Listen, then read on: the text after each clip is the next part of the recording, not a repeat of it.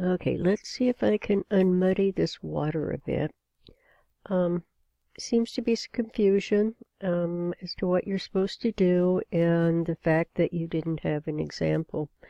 Well, kids, the example is this template. This template should be used to do the case study, and every area on here should have a response. Now, the trick here is to keep the template intact so you don't miss anything. Every item on this outline template, however you want to look at it, has to be answered or should be addressed. These are things you need to know before you can make a decision or do a strategic plan for a company. And that's why it's so important for you to put this as a case study so you don't forget something. What good is all of this if you forget to look at technological trends and you are building a Kindle or the next iteration of a Kindle? All of these serve a purpose. So it's really important that you follow this. And the reason why I keep saying leave in the headings is so that it's easy to follow. It's very important here because, as you can see, there are so many things that you have to take into consideration. So if you were to give this report to somebody, they don't have to sort through wondering, okay, what's missing, what's missing. Nothing's missing because it's all here and marked clearly. Now, not only did you need the template, but you also needed the case study, or the case study write-up, as you call it. This document, now you look at it and you say there are 10 pages here. That's a lot of reading. Actually, when you go down through this, the 10 pages, there are only 5 full pages. There are a lot of graphs that you don't have to read. There are a lot of things built in to just help you get a visual of what this company is doing. So you have to have this. So you have to have the template, which is here, and you need to follow the template. And by that, you just hit enter, get into a clear space, and type your strategic profile and case analysis purpose here. Okay? Give a little bit of background and history about the company and why are you doing this? What's the purpose of this? That's all you have to do. Don't make it harder than it is. The other thing that you needed to have to make this a complete package to understand was the case study instructions, which I sent to you, and which are also found in the case study area. This goes through everything that you find on the template. So if there's something here you don't understand, you're going to flop right over to that case study instructions and go down to it and look at it. This has a really good overview of kind of how it goes together and should lay together.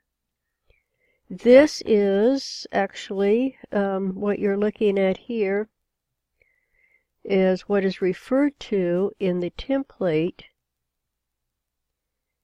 as these page numbers. This is from the indexes or the appendixes, so that you can kind of follow along to do this. So that's the overview. You need those 3 documents to make this work. And you have to go back and forth between the 3. Now, the other thing that I'm seeing is happening, we don't seem to know why we're doing this. We're struggling. So you need to figure out what is it you're trying to do. Well, what we need to do with this case study is to read the case study and find out what the problem is.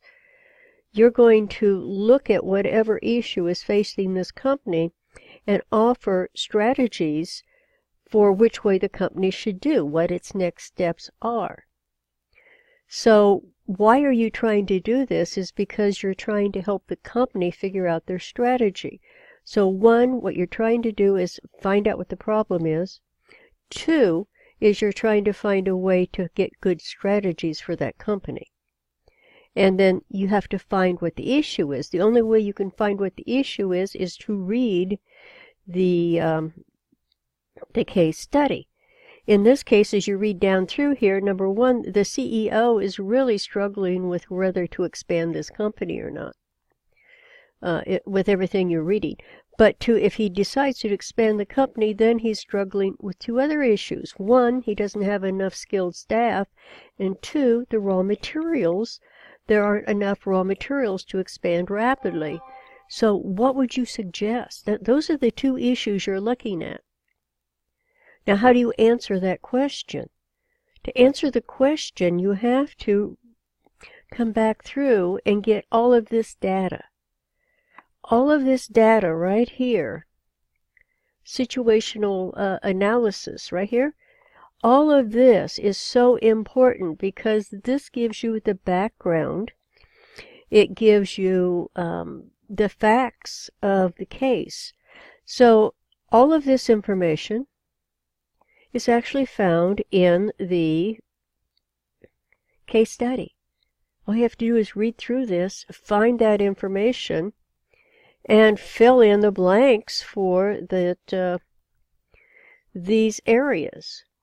Now, if you can't find it in the case study, do some research. All you have to do is go out online. You've got the greatest library in the world. Find out what are the technological trends, what are the demographic trends. And if you don't understand what that involves, go to the instruction set and it'll tell you exactly what to look for. These do not have to be 4 pages long. These should be about a paragraph, if that. So each one of these should be a paragraph, one way or the other. And this sets up your environmental. What you're doing is gathering information to be able to make a decision about what to do with the next steps for the company.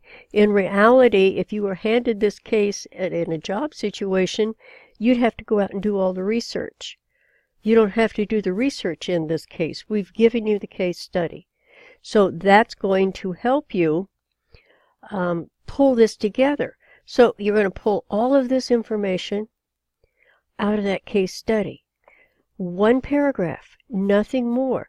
This should be 2 paragraphs, if that. Maybe 2 paragraphs. That would be good. 2 to 3 paragraphs. Then you're going to go down to the industry analysis. And again, if you don't know what that is, go to that instruction sheet and find it. Okay? Find it on here. It'll tell you exactly what they want you. There's your purpose. There's all about the trends and everything you're looking at there. Here's industry analysis. You're going to use Porter's 5-force model to look at this. And that's explained in Chapter 2. So go to that area, write out those 5 force model, the 5-force model, those 5 forces, and explain them. Okay? You know, that's relatively easy to focus on that. That's all we're asking for there. Go to your competitors' analysis. What are other competitors doing? In this case, they don't have very many competitors. So you want to look again at Chapter 2 and find out competitive responses, core competencies, strategic missions, things like that. How do our competitors compare to us? What do I have to know about our competitors to make this decision? This also talks about industry ratios, forecast, rankings. There's just so much that you could do in there. Again, 1 or 2 paragraphs at most. And here's every place that you could go to find out about the competitors. The next one was Let me find it. Internal analysis. You're going to look at their strengths, their weaknesses. You're going to look at how the company's put together. What's the internal analysis? Does it have a strong culture? Does it have a weak culture? There's so many ways of looking at this. So this will pretty well tell you. What you really also want to look at while you're doing this internal analysis is their financial position. How is that financial position? Look at that balance sheet. Look at the profitability, the liquidity. Answer those questions. How about shareholders? Are they getting any return on their money? Things internally to the company. Is this a strong company? Is there a weakness here? And then, and here's all of the ratios that you could look at. Again, 1 to 2 paragraphs. Make sure you do something on the financial side. That's what keeps businesses running. Finally, you're going to do the SWOT. You're going to identify environmental opportunities, threats, firms, and strengths and weaknesses. Again, this is explained here for you. And you'll find all of that in that PDF. So you've gotten through there. So how many paragraphs do I have here? 1, 2, maybe 3, 4, 5, 6, 7, 8, 9, 10, 11, 12, 13, 14, 15. 15 paragraphs. And then you've got the SWOT. So that should be about a paragraph. Now, all of this from here up came from the PDF, and you just gathered that information to make a strategy.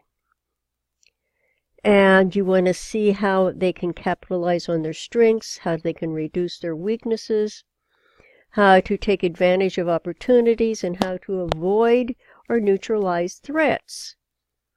Okay? You can look at the alternative evaluation. There's an alternative choice. What strategy should they be using? What is the issue? Right here is where I would put what's the issue. What is it we are trying to do?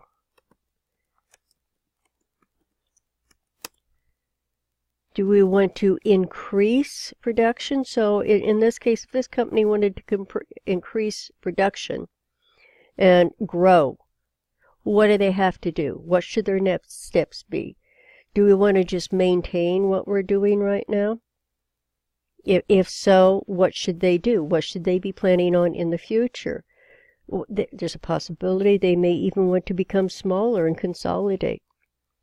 What is the plan then?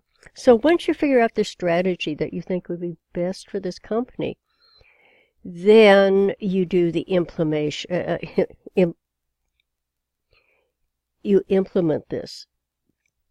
What are the action items? What do they need to do? And what would be the plan? This is what we're really looking for in this case study. This is you thinking. This you have to come up with yourself. What is the strategy? That is what all of the above has been about. You look at all of this information you've found, and you decide what this company needs to do. This is all background. This is all new thought. This is the crux of why you do a case study. Now, this doesn't have to be difficult. You just have to sit down and say, okay, this company has 2 choices. Three choices. It can grow. It can stay the same. It can shrink. What do I suggest it do? If you want it to grow, what does it have to do? Well, it has to get more employees, and it has to find a good source for raw materials. And there's an issue with the raw materials, so they would have to get around that. That's what you're looking at on all of these. Don't make it more difficult. I don't know if this has helped or hindered, but I'm hoping it helped. So get these 3 papers out. You've got it written up now if you have to revise. or even for future reference here, get the case study, get the template, read through the case study, fill in the blanks here where you can. Are there blanks or are there spaces that you need information? Then go to the research. Come back and look at all the data you've gathered. You should be able to look at each one of these and very quickly see what the basic facts are. From there, you can create a strategy of some sort to either increase their strengths, reduce their weaknesses, take advantage of whatever opportunities they have, or to neutralize the threats, because this is, this is kind of playing off of here. So once you've answered this, you can build on this, and it'll help you build your strategies. All of this comes from all of this data up here that you've looked at.